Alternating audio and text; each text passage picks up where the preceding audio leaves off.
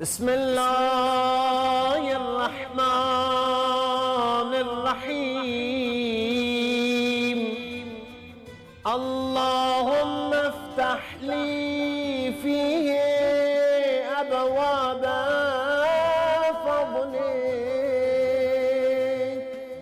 وأنزل علي فيه بركاتك ووفقني فيه لموجبات مرضاتك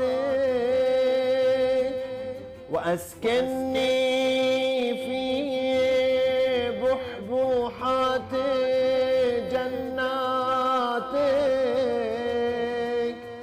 يا مجيب دعوة المضطرين